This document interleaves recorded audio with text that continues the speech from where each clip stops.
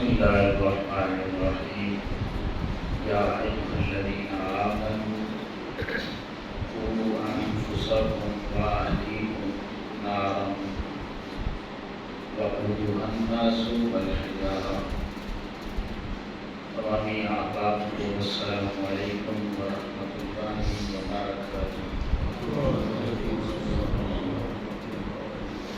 آج کا ہمارا مضمون بڑا ہی اہم ترین مضمون ہے، تربیت اولاد۔ اللہ رب العزت نے ارشاد فرمایا، اے ایمان والو، اپنے آپ کو اور اپنے آل و عیال کو اس آگ سے بچاؤ جس آگ کا ایندھن انسان اور پتھر ہوں گے۔ اللہ، جب یہ آیہ کریمہ اترتی ہے تو آقا کریم علیہ السلام کی بارگاہ ناز میں صحابہ کرام حاضر ہوتے ہیں اور پوچھتے ہیں، یا رسول اللہ صلی اللہ تعالی علیہ وآلہ وسلم، یہ جو آیہ کریمہ اتری ہے کہ اپنے آپ کو بھی جہنم سے بچانا ہے اور اپنے آل و عیال کو بھی، تو وہ کون سا طریقہ ہے؟ تو آقا کریم علیہ السلام نے چند جملوں میں ساری بات ہی مکمل سمجھا دی۔ وہ بات سن لیں۔ آقا کریم علیہ السلام نے فرمایا، ہر وہ کام جس کے کرنے کا حکم اللہ اور اس کے رسول صلی اللہ تعالی علیہ وآلہ وسلم نے دیا ہے، وہ خود بھی کرنا اور اپنے بچوں کو بھی جو ہے وہ تیار کرنا، اور جن کاموں سے منع کیا ہے خود بھی رک جانا، انہیں بھی روکنا، یہ وہ رستہ ہے جس پر آپ عمل کریں گے تو اپنے آپ کو بھی اور اپنے آل و عیال کو بھی آپ جنت کے رستے پہ ڈال دیں گے تو رستے پہ ڈال دیں گے۔ اللہ اکبر۔ امام صلی اللہ تعالیٰ علیہ وآلہ وسلم کے اولاد اپنے آل و عیال کو ایسی تعلیم، ایسی تربیت دینا کہ وہ دوزخ کے رستے سے ہٹ جائیں اور جنت کے مسافر بن جائیں، یہ والدین کی انتہائی دینی فریضہ بھی ہے اور ذمہ داری بھی ہے۔ اب اس کے لیے قرآن مجید میں اللہ کے نبیوں کی جو تربیت ہے اپنی اولاد کے حوالے سے، وہ چند ایک مقامات صرف میں نے بتانے ہیں، ان کا آگے جو تشریح ہے، وضاحت ہے، وہ نہیں ہو سکے گی۔ صرف آپ نے وہ مقام نوٹ کرنے ہیں، آپ خود جا کے انہیں پڑھ سکتے ہیں۔ حضرت لقمان علیہ السلام کی اپنے بیٹے کو نصیحت ہے، یہ قرآن میں موجود ہے۔ حضرت ابراہیم علیہ السلام اور اسماعیل علیہ السلام کا مکالمہ وہ قرآن مجید میں موجود ہے۔ حضرت نوح علیہ السلام اور ان کے بیٹے کی ساری گفتگو وہ بھی قرآن کا حصہ ہے۔ اسی طرح حضرت یعقوب علیہ السلام 40 سال روتے رہتے ہیں یوسف علیہ السلام کی جدائی میں۔ اب علماء نے، عرفاء نے، محدثین نے، مفسرین نے وجوہات بیان کی ہیں کہ حضرت یعقوب علیہ السلام کس وجہ سے 40 سال روتے رہے، تو 40 وجوہات مفسرین نے بیان کی ہیں۔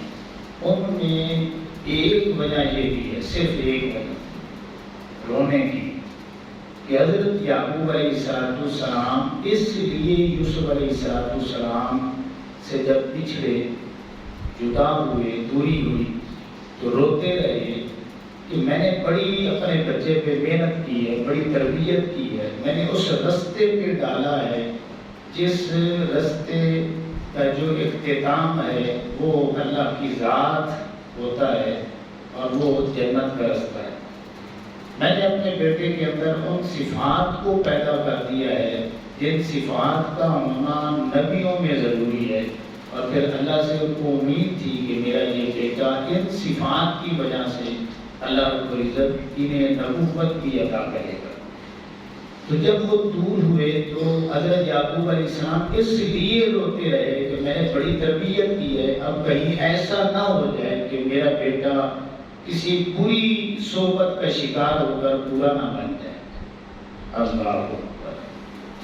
تو امام الانبیاء صلی اللہ علیہ وسلم کے غلاموں سے پتہ چلتا ہے کہ اولاد کی تربیت کے لیے رونا، دعا کرنا، کوشش کرنا، نصیحتیں کرنا، وصیتیں کرنا، ان کو سمجھانا، یہ قرآن مجید کی بے شمار آیات اور آقا کریم علیہ السلام کی احادیث مبارکہ سے ثابت ہے۔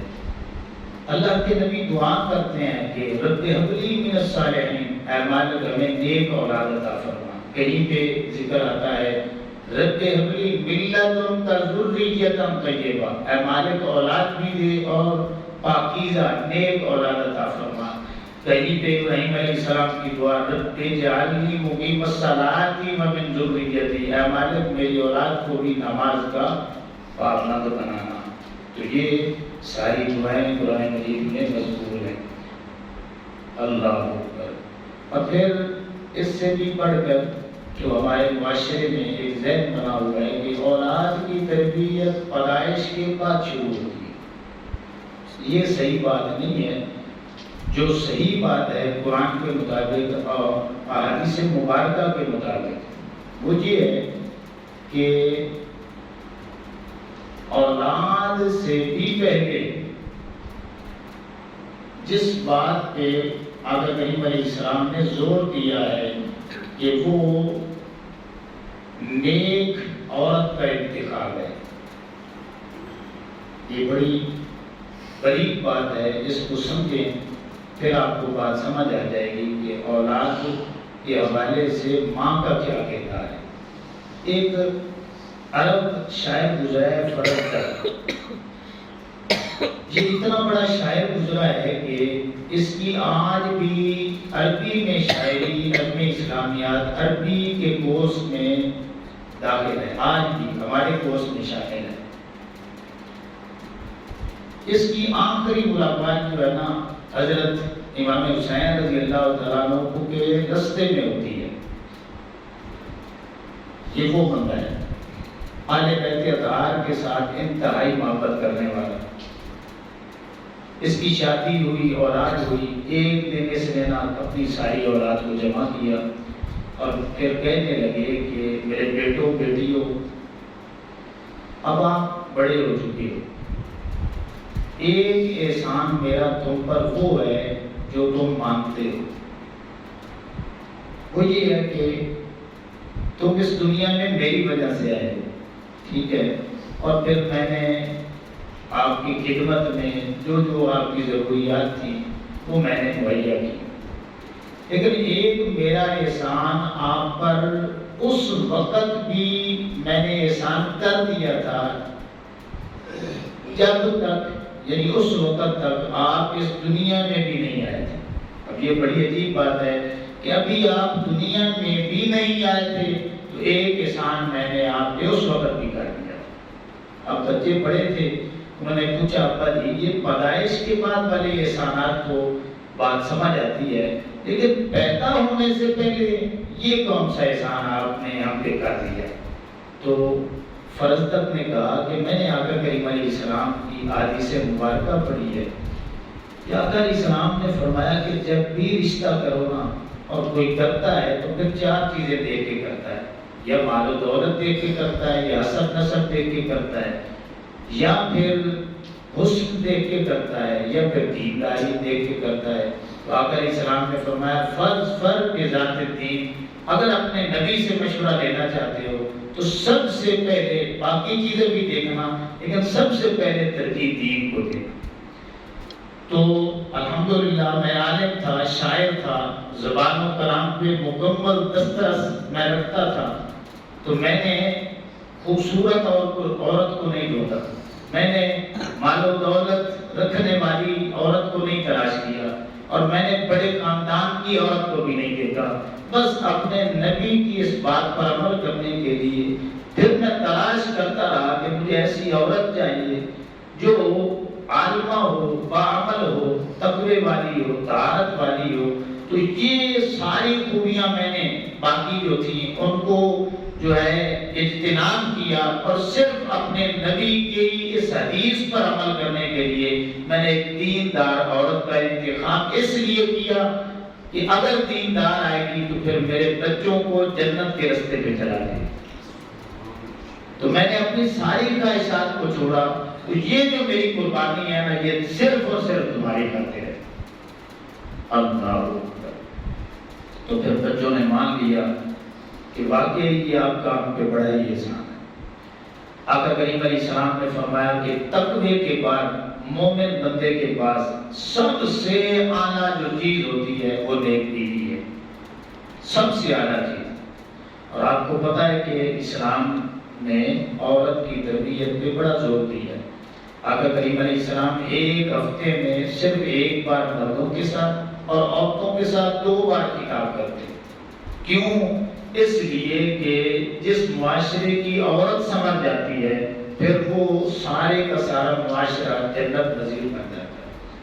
اور یہ بھی واضح رہے کہ اولاد پر ماں باپ کے حقوق میں سے باپ سے بھی بڑھ کر ماں کے حقوق زیادہ ہیں، 3 گنا زیادہ ہیں۔ کیوں زیادہ ہیں؟ اس لیے کہ اس کی خدمت زیادہ ہے۔ جب خدمت زیادہ ہے تو پھر حق بھی زیادہ ہے، ٹھیک ہے؟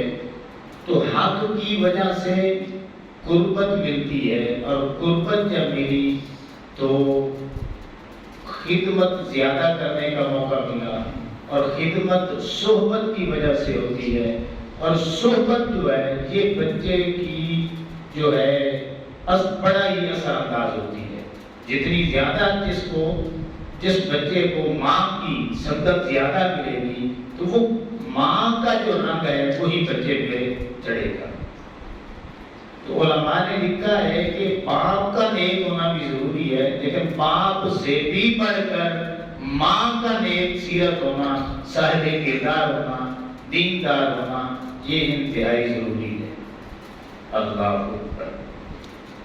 اب کتابوں میں تربیت اولاد کے حوالے سے بچے کی 3 کیٹیگری بنائی ہیں انہوں نے۔ پہلے 7 سال، پھر دوسرے 7 سال، اور پھر تیسرے 7 سال۔ اب یہ کتابوں میں موجود ہے کہ الوالد سید 7 سنین، کہ پہلے 7 سالوں میں بچہ سردار ہوتا ہے۔ سردار سے مراد من مانی کرتا ہے۔ سردار کیا کرتا ہے؟ من مانی کرتا ہے۔ تو بچہ من مانی کرتا ہے، جو اس کے جی میں آئے گا، کھیلے گا، کودے گا، جو چیز مانگے گا آپ کو دینی پڑے گی۔ دوسرے 7 سالوں میں جو ہے وہ وعبد 7 سنین، بچہ جو ہے وہ غلام ہوتا ہے۔ آپ اس کو جس رستے پہ لگائیں گے، جس طرح غلام نوکر آپ کے آرڈر کا منتظر ہوتا ہے، اسی طرح وہ بچہ جب دوسرے 7 سالوں میں جاتا ہے تو وہ آپ کا غلام ہے۔ آپ جس طرح لگائیں گے وہ بچہ وہیں پہ لگ جائے گا۔ اب تیسرا جو دور ہے وہ وزیر 7 سنین، کہ تیسرے جو 7 سال ہیں 21 سال تک، وہاں پہ آپ نے اپنے بچے کو وزیر بنا لینا ہے، مشیر بنا لینا ہے، دوست بنا لینا ہے، یار بنا لینا ہے۔ کیا کرنا ہے؟ مشورہ لینا ہے، اعتماد کرنا ہے، کچھ نہ کچھ ذمہ داریاں اس کے کندھوں پہ ڈالنی شروع کر دیں گے۔ یہ 3 دور ہیں۔ اب جب بچہ پیدا ہوا تو اسلام کی بنیادی تعلیمات موجود ہیں۔ آپ نے کیا کرنا ہے؟ سب سے پہلے گھٹی دینی ہے، اور گھٹی ہم کیا کرتے ہیں؟ نیک بندے کی دینا ہے، اور اس کے اثرات ہوتے ہیں۔ آقا کریم علیہ السلام نے کئی بچوں کو گھٹی دی، امام حسن رضی اللہ تعالیٰ عنہ، امام حسین رضی اللہ تعالیٰ عنہ، کئی دیگر صحابہ کرام کے بچوں کو سب سے پہلے گھٹی دینی ہے، پھر آذان کہلوانی ہے، اور پھر 7ویں دن نام بھی رکھنا ہے، اور عقیقہ بھی سنت ہے، پان بھی مڑوانے ہیں، اور پھر بچہ جب بولنے کے قابل ہو تو آپ نے لفظ اللہ اس کے منہ سے نکلوانے کی کوشش کرنی ہے، کلمہ شریف یاد کروانا ہے، اور پھر ابتدائی تعلیمات کہ دائیں کیا ہے، بایاں کیا ہے، اور جب بچہ 7 سال کا ہو جائے تو پھر اس کے بسترے جو ہیں نا وہ بھی الگ کر دیں گے، ٹھیک ہے۔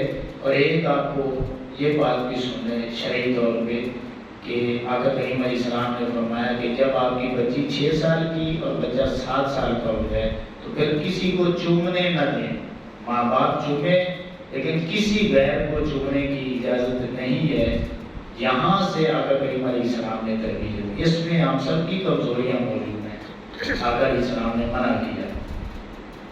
ماں باپ کو اجازت ہے، ماں باپ کا تعلق ایک اور درجے پر ہوتا ہے، اور جب 10 سال ان بچوں کی عمر ہو جائے تو اسلام کی بنیادی باتیں ان کو معلوم ہو اور وہ پریکٹیکل جو زندگی ہے اس میں وہ امپلیمنٹ کر سکیں۔ اللہ اب چند باتیں اگر ہم اپنے بچوں میں داخل کر دیں گے تو انشاءاللہ ہمارا بچہ جنت کے راستے پہ چل پڑے گا، وہ یاد کرنے والی ہیں۔ اب وہ حدیث مبارکہ میں بھی موجود، آقا کریم علیہ السلام نے فرمایا کہ میرے غلاموں، پہلی بات اپنے بچوں کو میری محبت کے جام بھر بھر کے پلا کے جانا۔ دوسری بات آقا کریم علیہ السلام نے فرمایا کہ میری آل کی محبت ان کی گھٹی میں ڈال کے جانا۔ تیسری بات آقا کریم علیہ السلام نے فرمایا کہ ذوق تلاوت یہ ان کے دل و دماغ میں اتار کے جانا۔ چوتھی بات آقا علیہ السلام نے فرمائی کہ ان کو نماز کا پابند بنا دیں۔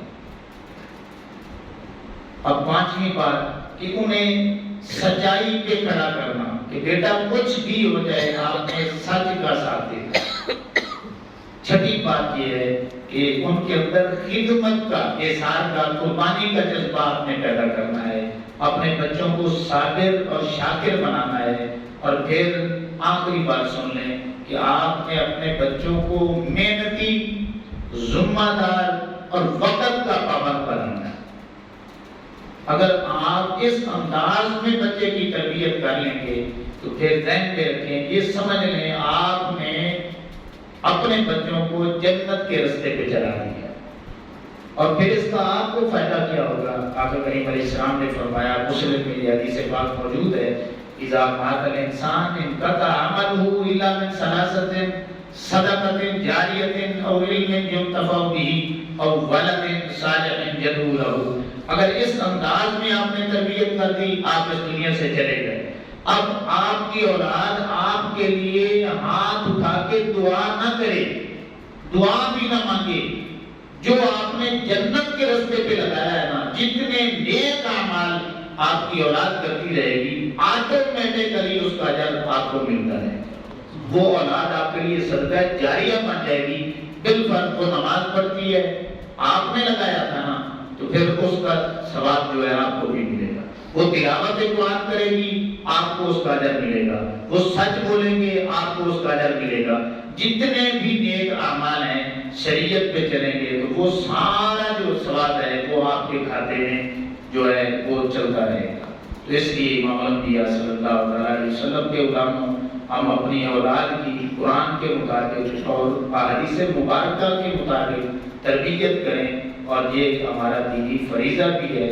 ہم اپنا دینی فریضہ سمجھ کے اسے ادا کریں، اس کا پھر جو ثواب ہے، اجر ہے اور فائدہ ہے، وہ ہمیں دنیا میں بھی ہوگا اور آخرت میں بھی ہوگا۔